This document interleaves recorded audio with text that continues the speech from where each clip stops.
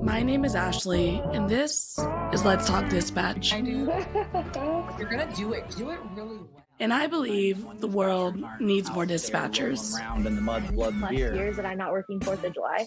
4th of July. Saying community policing, right? What about community dispatching? So on this show, with the help of my guests, we will educate, empower, and support the heroes behind the headset. Right. Hello, everybody. Welcome to another episode here on Let's Talk Dispatch with me, Ashley, the raspy dispatcher. Hope you all are doing wonderful heading into the holiday season. Hopefully, there's not a lot of forced mandated overtime and you're able to enjoy some time with your family and friends. My guest today has been dispatching since February of 2023. Yes, you heard that right. That date was not a typo. They are just getting started. If I consider myself a toddler in dispatching, they are still a baby. And I am so excited to have them on today to talk about their journey and some topics that I know I've experienced. So I know we have all experienced in dispatching, but maybe not always being willing to admit it out loud, including imposter syndrome. My guest today, Madison. Hi, Madison. How are you? I'm good. How are you? I am doing well. We were talking before we got on the recording, and you're just coming to an end of a vacation, which is always restful and sad at the same, same time. Kind of excited to go back, but Yeah, we'll see. Exactly. You're like, oh, okay, I'm ready to get into a routine. You're like, oh, why am I here? So, Madison, tell us a little bit about how you got into public safety. It's still a little fresh for you. Yes, it is. Yeah. So I come from a law enforcement family. My dad's a lieutenant at Austin Police Department. He's been there for almost 25 years now. But growing up, I just watched my dad and his friends, and I just really knew that I wanted to be like them when I got older. I wanted to help people. I struggled for a while to find where that kind of fit in. Um, did some nursing classes, thought about EMS for a while, and January, right after my birthday, my dad sent me a text message of the posting for the local 911 center. They were hiring for part-time. He was like, I really think you would like this. So from first day one, I was in love with it. I was gun-ho, like, this is where I'm meant to be right now. So that is loved so it ever since. Yeah. And it's always interesting when folks come from like the law enforcement background and how like I feel like it always sounds to me like there's a light bulb moment for their family too, because they're like, oh yeah, my family member is interested in this and that dispatching. You know what I mean? Like Yes. all of a sudden, he's been there for 25 years and you've been kind of, thinking about what you want to do, and then all of a sudden he's like, oh yeah, dispatching would be perfect for Madison. Yeah. He's a big supporter in my life. He's always supported me in everything that I did. So when he was telling me, "Hey, I think you should do this," it's kind of like, "Oh, maybe I should do this." Yeah. So since February of 2023, right? So like super fresh. Love it. Love that like you're just getting your neck. That's what I call it. Yes. I tell my family, I'm like, you got a new kid? When they get their own neck, that's when I watch them. They're not as fragile. But how has the job been for you? How has getting into this role been? It's been an awesome experience. Obviously, every day is a learning experience, and I know a lot of older dispatchers share that experience as well. That every day is a learning experience. You learn something new. But it's been really great to just be learning and build relationships with those you work with your officers, your firefighters, your EMS people. It's been an awesome experience. Awesome. So you dispatch all three, police, fire, Yes. and medical? Yeah. And what did the training look like for you? How did they have that set up for you folks? So I actually just started full time at another agency, and the training between the two has been so different. Going from a smaller agency to a little bit larger agency, they're both ran very different, and both of them are great. They're awesome agencies. I love working with both.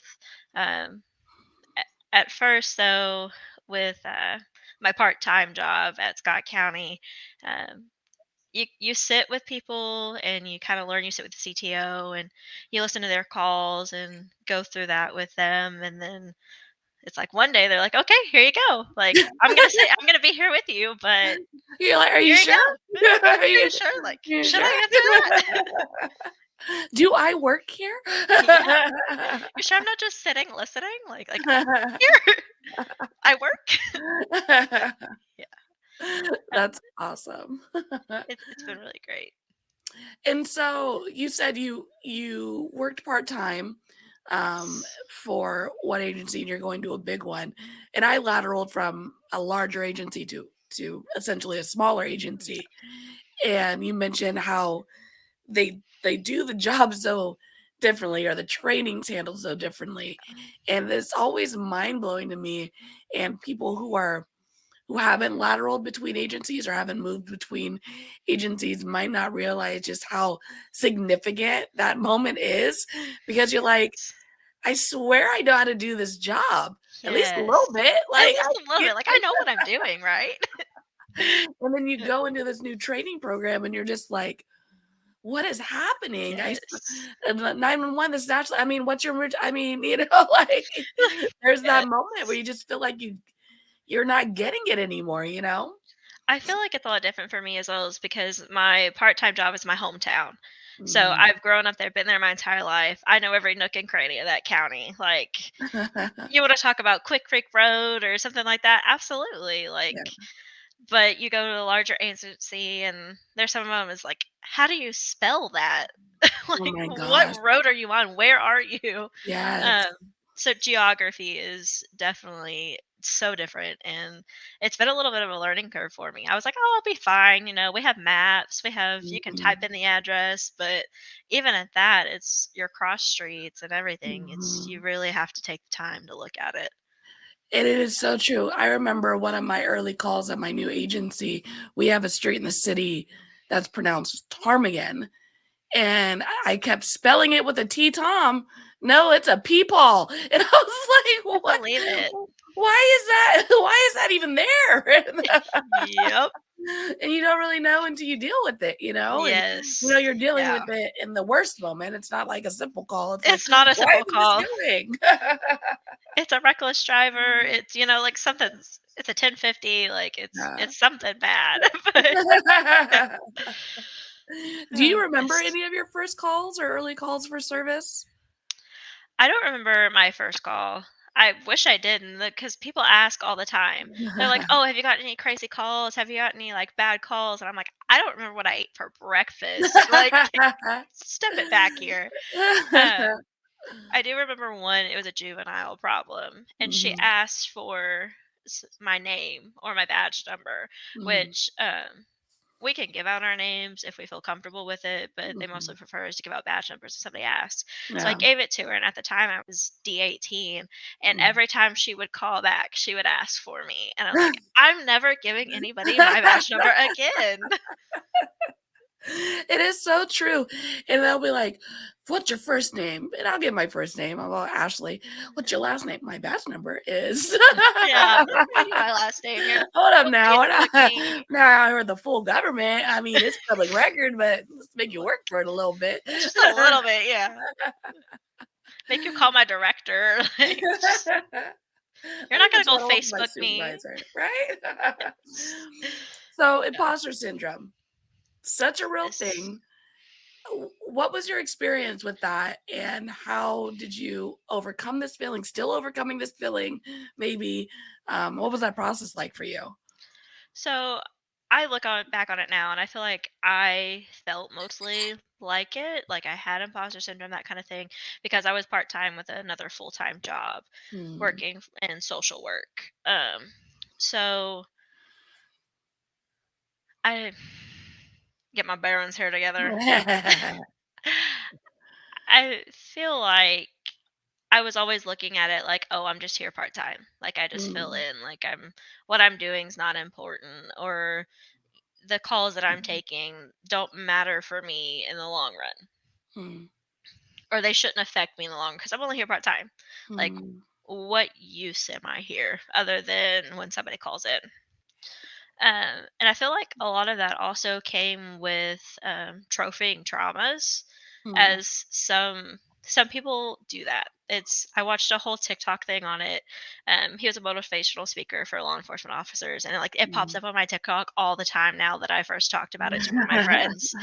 But he was talking about how some, veterans, not just in dispatching, but in corrections or in law enforcement or just in any public safety kind of field, take Mhm. their traumas, and when someone newer comes to them and they're like, "Hey, this is really bothering me," it turns into a, well, until you've done CPR on a baby, or until you've heard so Mm. so dying on the phone, or like somebody's screaming, like some kind of big trauma that you've experienced, and until you've done that, don't talk to me, or Mm. don't come to me.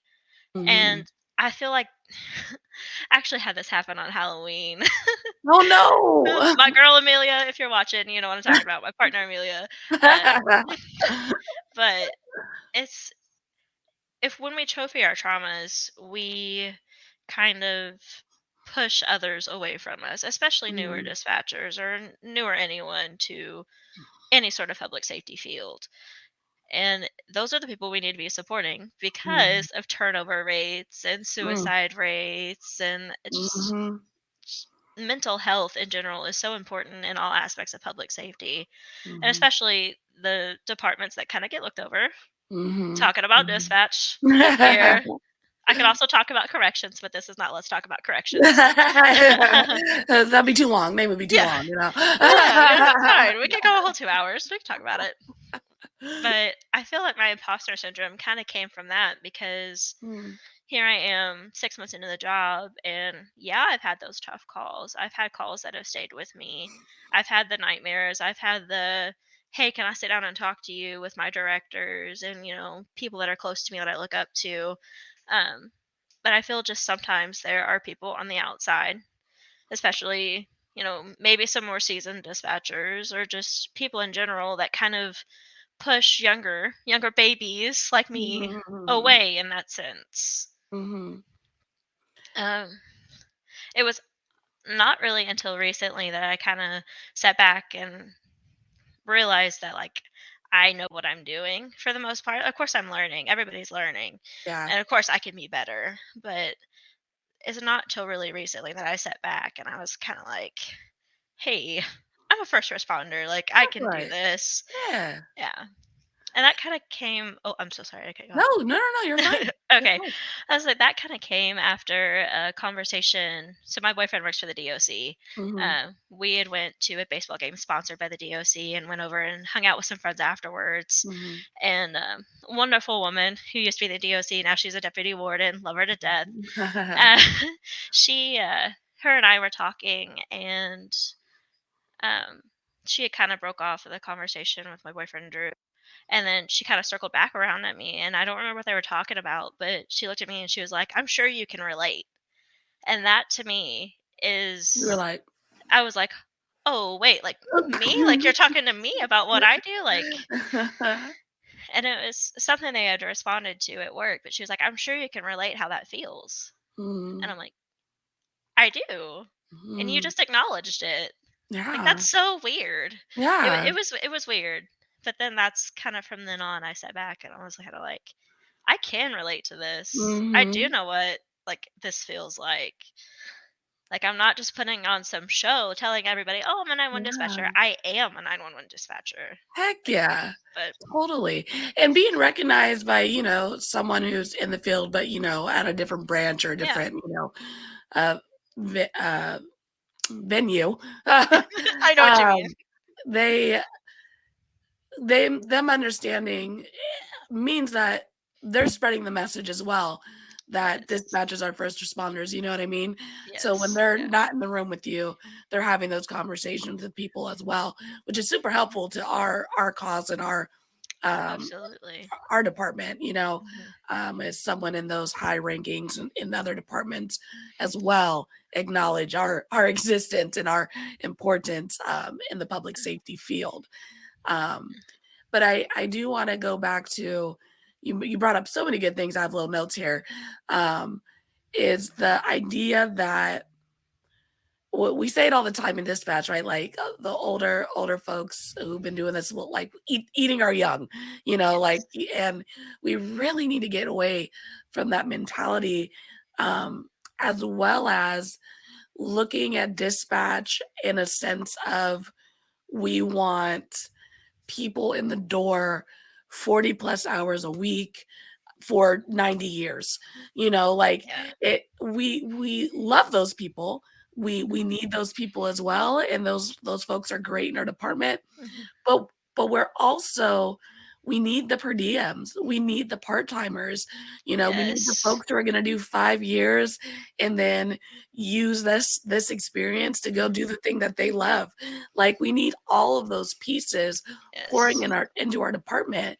I've learned how important part-timers and per diems are being at my smaller agency, because a lot of Yes. times when I needed that time off and there's only, I don't know, 10 other dispatchers to help me out and they're not available, like I hit at that part-time or that per diem, they're gonna come through for me. Like Absolutely, yeah. they're so Yeah. important, like so careers don't look the same anymore.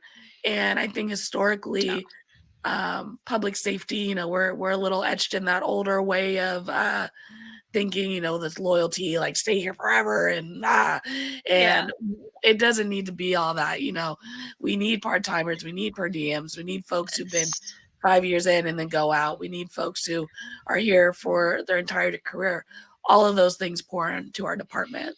Absolutely. And like the idea that, oh, they're part time here, they must want to go full time. I know Mm, some awesome, awesome dispatchers that are part time with me that, work at doctors' offices or like this is their only job, but like they just do it on the side because it's something they enjoy. mhm. It's it's something that it's careers. I agree with you to say careers do not look the same anymore Yeah, they just at all. don't. Yeah. No. And I mean, I just love hearing about, like, obviously the world needs more dispatchers. I'm trying to get folks in the door. Yes. But I always try to be real transparent with people. Like, this could be a career forever. This could be a 5-year thing. But at the end of the day, the important thing is that you're here and you're happy and you're Yes. thriving, Hmm. right? And if you're not Yes. doing that, I don't want to keep you in something, or, like, a raspy dispatcher got me in a dispatcher. Now I hate it. Like, I don't want that. No. Like, No. we want folks to be happy and thriving. We want departments Yes. to have staff.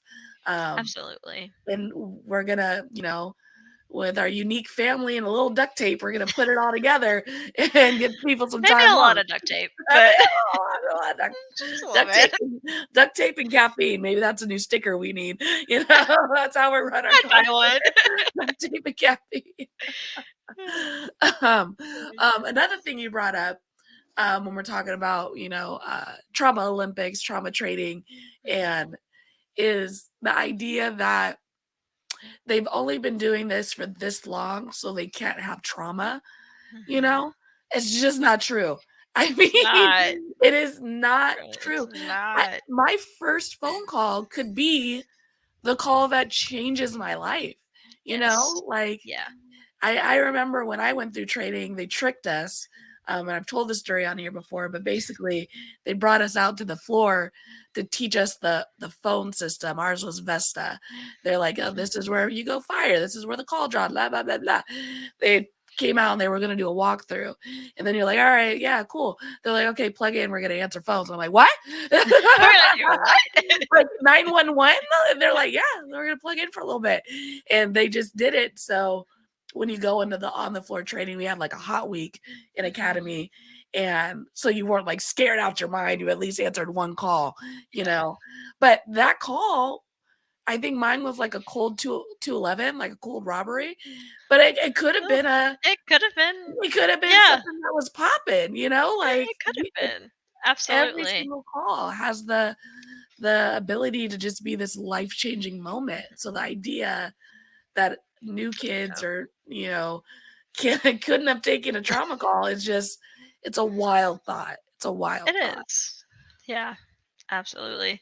I do remember my first 911. So it was with my smaller agency, obviously, Mhm. because I've only been at this slightly larger agency for about a month and a half now. Mhm. But my first 911 with my part-time agency, both my partners were on a 1050, which is an accident. Mhm. Um, and then a third one came in and they were like, "You have to answer it. You have to do it." She was like snapping at me, pointing at me. She was like, "Answer it, Madison, answer it." And I was like, "Okay, okay, okay." And I answered it. And I'm like, 911, what's the address of your emergency? And it was the same 1050. However, Mhm. it very well could have been something different. Mhm. And Mhm. it's just interesting. I remember that moment. It's wild. Yeah. I just had someone a couple episodes ago. They were like the same. They were there on a sit along, Yeah. and they had them answer the non-emergency number, and it was like back in the day, they've been dispatching forever, and so there was like a direct line in the dispatch for Yeah. their local town, Yeah. and they were like, "Who is this?" And they're like, "Oh, I'm here, blah blah blah, I'm new," type of thing, and it's just this there on a sit along. "Well, yeah, well, I'm down on blah blah blah Fork Road, and there's a dead body tied to this tree on the Of course non-emergency there is. line Yes. during a sit-along," and it was Yes. like, "What? Please hold. I think you guys need to pick this up." Yeah, I think somebody You else know? needs to take this over. I work night shift at this newer agency, and Mhm. Mm. I got off Welcome. work. It was the morning time. Oh yeah, I love it actually. It's been actually really great for like my lifestyle and my mental Mhm. health and all that, which you don't hear that. Usually I night shift thrive on destroys. graves. It's amazing. I have to work a day shift overtime tomorrow, and I'm dreading it. You know, I dread that for you. I have to work 6 to 7. I'm not ready for it. But I got off the night shift and I went up to my part-time job to talk to a couple of my friends that were there and just kind of see how things were playing out. And as Mm, we're sitting there, an on-emergency call comes in. The new girl answers it. It's a mm, medical call. It was a fall at mm. Walmart, and she asked for the name of the patient, and it ended up being my grandfather. Oh my And we were sitting god! there, and we were like, just Oh, looking back and no. forth to each other because the CTO was on the line, and as soon as they said the name, she swung around, she looked at me, and she said, "You need to go." I was like, "Yeah, I need to go." Hops in the Oh, ambulance, rolls up. "Hey, pops, "What's good." up?" I just followed him right there, pulled up, and one of the paramedics got off the truck, and I was like, "Hey, how are you?" And he was like, "Oh, hey, figured you'd be here." And I was like, "Yeah, Yeah, my yeah, god. It's so funny when because we talk about it, I've always talked about it a little bit in my training, which is, what do you do when you take a call that, or you're yes, related to? You hear stories about dispatchers, like, providing CPR to their kids over the phone and, like, yes." doing all these crazy things, and, Mhm. sometimes your training just activates, but, those Yeah. things happen, especially when you dispatch where you work, Oh, absolutely. or, like, taking a Absolutely. your neighbor's DV call, and, like, the business. I Absolutely. mean, all these things that we're privy to because of the roles we're in our communities. Absolutely. My first death call was actually one of my preschool teachers. So Oh, it's sitting there, and of course you don't know if you can't. The caller was her husband. He was hysterical. Like, mhm, I did my best to get everybody out code 3, and then like couldn't get him to do CPR, just mm, screaming. And like they got there and they ran their O-ins, and I was like, "Oh, well, this is fun." yeah. So Oh. it's something definitely, work through, but working somewhere where you live, it's always a possibility. And that was Mhm, something that my director, my deputy director, when I was interviewing and talking with them, they were very clear on. They were like, "You live here. You've grown up here your entire life." Like, yeah. the director has been on the police department with my dad for several years as a reserve Mhm. officer. So he was like, "I've known you since you were diapers. Like, I know you're from here. I know you know people here. You're gonna Mhm, get that call." And they were very supportive through the entire process. And mhm. it also helps to have great directors and you Yeah. know great shift lieutenants, that kind of thing. It's yeah, Yeah, no, it definitely goes a long way. I mean, it makes the whole experience a different different, right? And in It such a does. positive way. Yes, it does. Mhm.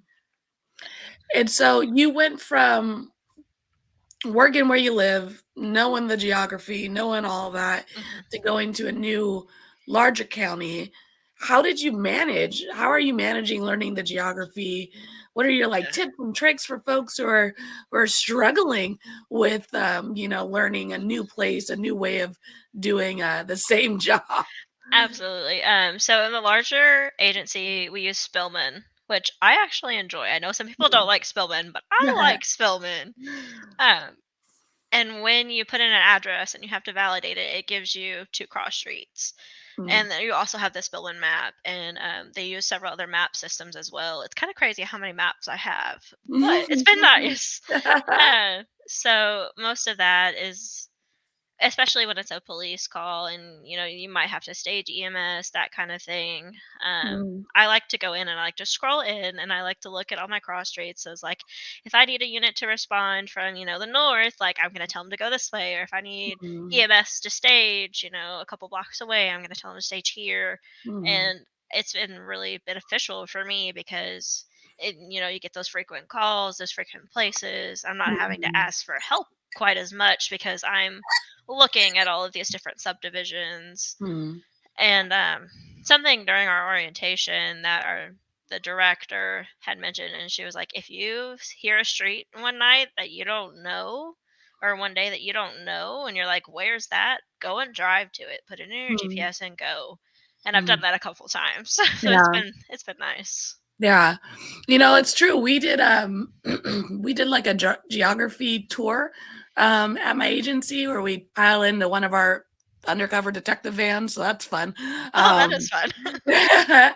and then we would drive around the city and like go to these different sectors and Mhm. areas that we might not normally go to, but so you've been looking at maps all of training, you've been looking at CAD screens, and then you Yeah, get out into the city and you're able to kind of see these yeah. places that are hot zones in our city.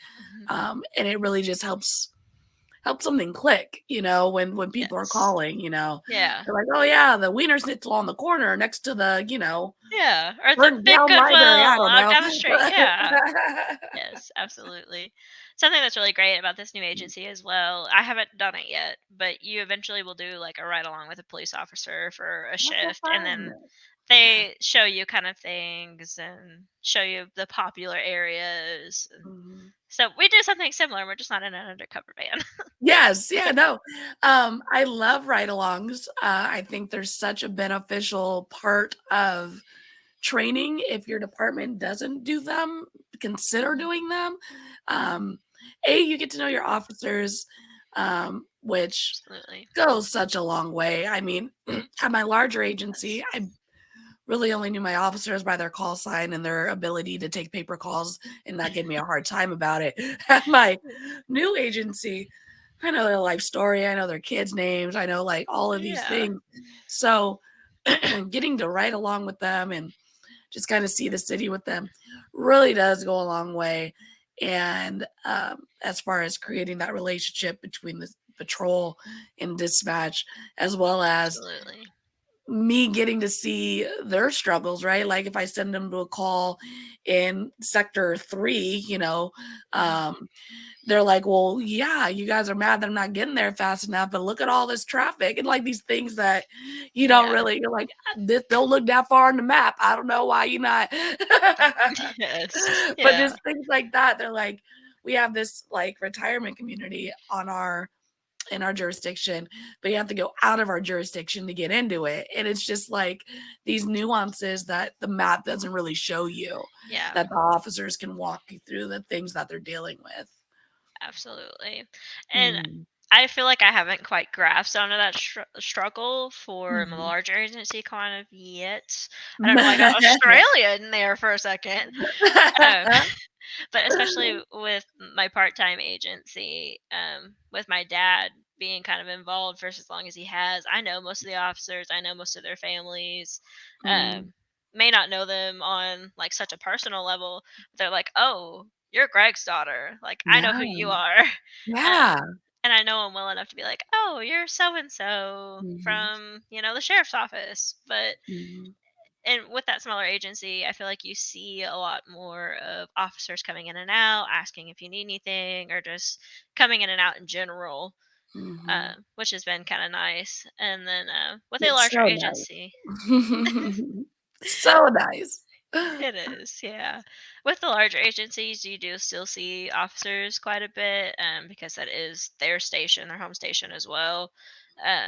Versus how smaller agency, they all have their own kind of departments, but we're Mhm, right there mhm, with the sheriff's office, so they're in and out. And it's nice to meet them in passing, and I've gotten to mhm. talk to a few of them, but it's different because some of them at my part time agency have known me since diapers, so it's different. It's kind of embarrassing that you remember me like that, but it's Right? Like, okay. don't tell anybody. I actually never wore diapers, No, I no, just came out knowing what to do. yes, yeah. I came out But 22, it's fine. no, but it's so true, like, I know there's a weird we can do weird grounds with, patrol and, dispatch and, folks There's some wanting their stigmas there. coffee and, things like that, but Yeah. look, officers, it is so helpful when you go to your Dunkin' Donuts if you think of me because I can't leave my desk, so Like, if you it's wanna always appreciated. walk down to Warrior's Den and bring me back a cappuccino, I'm not gonna be mad. Yeah, like a bug in my room. Sorry, everybody. I'm like trying not to be attacked. Where did you come from? My door was even closed. Okay, we're gonna get that later. We're gonna ignore that for now, it's okay, it's Right? fine. And it always looks so big on my screen. That's why I'm like, mm. But yes, officers, units, bring us some coffee because we can't leave our desk and it Or gets lonely. something. And Chick-fil-A or something. a snack, when they bring donuts, I'm not dispatcher. I'm like, should have been a cop because Should've been a my love for donuts when I walk in and I see that pink box, I'm like, yes, I am loved, somebody thought about me. Yeah. Oh my gosh. So you're settling in at your new job. What do you think Yes. your favorite part of dispatching is as far as, you're doing it all? Do you prefer one of the three? Is there a preference you have? As far as the larger agency, I haven't quite figured that out yet, but, Mm, I do enjoy working EMS and EMD. mm, mhm. That is something I found that I really like Yeah. as far as a part-time job goes. Both agencies use different EMD certifications, so Mhm, I have to recertify. mhm, So I'm not quite there yet with that mhm. one. I do miss it. So when I work part-time, I'm like, "Give me all the medical calls." Oh my god. Hey, man, I could never, what I mean? Like, I just people start throwing up, I'm like, hold on, let me transfer you now, dude, keep that in there, I can't help you, let me get you over to someone who can help you." Because Yeah. medical calls are so challenging because there's so much emotion, like, Mhm. that not that there isn't emotion in, like, policing, but the need is different, right? So, like, if I'm Yeah. dealing with a shooting call, I need you to tell me who did it. I need you to tell me what they look like, what Yeah. direction, what kind of gun. I Mhm. That's my need, and I'm gonna work through the hysterics as quickly as I can to get that, and then get you over to medical. Yeah. But then medical has to pick up all that emotion and Mhm. get this person on scene to start helping their loved one, Yes. and that's such a task. And it's not one that I prefer to wanna do. I don't if I have to volunteer for it, I would Yes. I put my hand down. I don't wanna do it, It's Yeah. do you find Yeah. that challenging? Do you enjoy that challenge? Is that what kind of I draws you to that? I think it is a challenge, definitely. Mm, Of course, it is frustrating when you have a caller that either can't help or is too emotionally distraught to help, or you have those callers that are just so hyped up that they don't understand why you're asking questions. They're mhm. just get somebody here, or why are you asking me that? Like, I already told you this because, you do have some portions of EMD or some certifications of EMD that you have to follow their scripts. You have to ask all Mhm. of their questions exactly how they are. And then you have some other ones that are a little bit more lenient with what they'll cover you liability wise as far as Mhm. what you say over the phone. That is kind of it is a struggle. It is, Mhm. but I think for me it's not necessarily that I don't feel like that I'm helping with police calls. It's I feel like I am more of an asset, more helpful with medical calls. Mhm. I Mhm. feel like for me it goes back to kind of that imposter syndrome that like, Mhm. oh, I am doing something. I'm helping. Mhm, mhm. That hands-on aspect of it, that virtual Yes. virtual hands-on aspect of it, that you're an extension of the caller type of thing, for sure. I mean, yeah, like I said, I would find it so difficult, to Yeah. it's just such a unique, role in dispatching, and we need more folks to do it, and, people are delivering babies on side of roads and blizzards and, all over the phone, like Listen. My CTO, Amelia, who's one of my very good friends now, she says that the day that she delivers a baby is the day that she quits. The day she's done. She's like, "Give me the stork pin. I'm getting out of here." Like that's all I've she done it wants. all. I'm out. I'm Yes. good. It's over. Yes. Super proud of her. She got super close to it. If the person delivering hadn't have been in town, if they'd been out in the county, she would have got it. Uh, she was so close.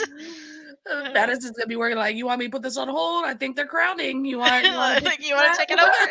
You want it? I'll let you have it. Mm. back?" Oh my gosh, hilarious. Yes. Let's see. We talked about imposter syndrome. We talked about what it was like going from smaller agency to larger agency.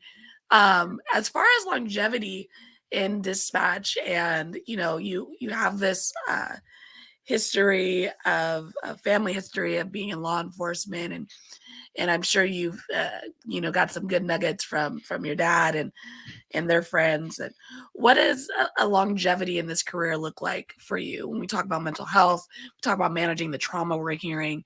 Yeah. Um, what are some things you think that you started implementing from your first call, being so early in this, Mhm. to really help you stay in it as long as you want to stay in it?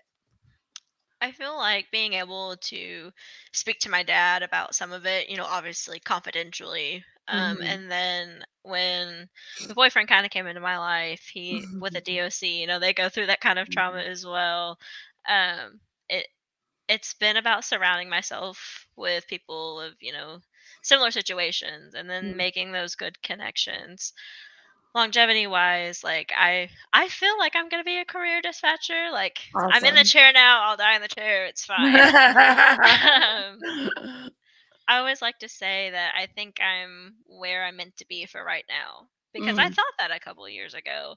Um, my previous career was in banking. I was in banking for 4 years, switched to mm, social services for a while, and I was always in my head. I was like, I'm gonna be in banking forever. Like, mm, I'll get out of this teller phase, and then I got out of the teller phase, and I got into the more customer service, opening accounts, that kind of thing, and I was like, "Oh, eventually one day I'll go to mortgage lending." And then I started dispatching and I was like, I really kind of hate this 9 to 5 crap. Like, I really don't like banking. I think I'm just mhm, here because it's what's considered to be a good, stable job. mhm, And careers, as we were talking about earlier, have changed so much that mhm. it's like, what even is the definition of a good job Yeah. anymore? You Mhm, know, there are people that work, in the food service industry. Those are good mhm. jobs. They make good money. They're thriving. They're doing what they can. Of course, I believe everyone is underpaid. Cost of Ugh, living. ain't Cost of that the living is truth? through the roof. Hey, look, we Um, out here in California, and Girl, you got it rough. Woo, Here I am man, let me talking tell my you. crap here from Indiana. I don't. Oh, I think my gas prices are bad, but it's for me is longevity wise. I'd like to be in this career for a long time, That's awesome. but Mhm. yeah. Well, I think you're definitely on the right track. I mean, I guess having a circle of people who get it and can relate, Yes. um, and really, for folks whose partners and stuff are not in the field in any shape or form, really having that conversation. I mean, me and my partner, we sometimes I'm just like, honey, get to the point. Like you're taking too long. Like like It's this like you're on a story. call. Like, I don't need your life story. Tell me what the problem is. What is the problem? And then like I can feel it like inside of me, like they're like really like building it up, and I'm like, okay, you got me for like 2 more minutes. Like I Like, I gotta get there because my you're attention losing span me. for this is like this long. Like, just give me something here. Heck yeah. But having those, real conversations about how, certain things kind of affect our personal lives, and Hmm. and we all need a therapist. So if you're out there and you're like, I don't know if I need to, it's okay. Even if you don't have some Absolutely. big traumatic, little things, Yeah. little pebbles in a bucket start to get heavy, so Yes. Absolutely. so Absolutely. we all need someone to talk to. We don't necessarily want to just trauma dump on our partners and families, so Yeah. it's okay to have some therapist and therapy. We all need it. So Yeah. it's It's okay to it'll help trauma out. dump on your therapist. It's It okay. That's what we pay them for, Exactly. and hopefully they have a therapist. Hopefully they're practicing what they preach, Yeah. Yeah. Well, Yeah. Madison, it has been wonderful chatting with you.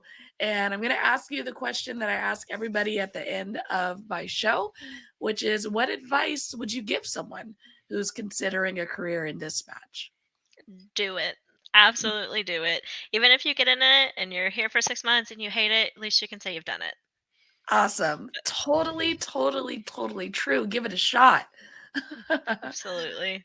Well, again, Madison, thank you so much for being willing to jump on the show, especially being so new, in dispatching. I know a lot of folks are like, I'll jump on when I have a little more experience, but this part of your career is so important to hear from as well. And I know folks who are just getting into training, just getting through training, appreciate hearing from someone who is so fresh in the game. Yeah. Well, I've really enjoyed my time here and I've enjoyed listening. Ever since I found you on Facebook, I've been a long time listener. So it's been great to actually jump on. Awesome. I really appreciate it. Madison, I'll be right back with you, okay? Thank you. All right, everyone. That was another amazing episode here on Let's Talk Dispatch. Like told Madison, we need to hear from everyone in the field, whether you're just getting into it. I know earlier when I just started this podcast, I talked to someone who only dispatched for 3 weeks before they decided to move on to something else. So everyone has a story to tell, no matter what part of the journey of dispatching you are currently in, whether you're just getting your neck or you're on your way out the door.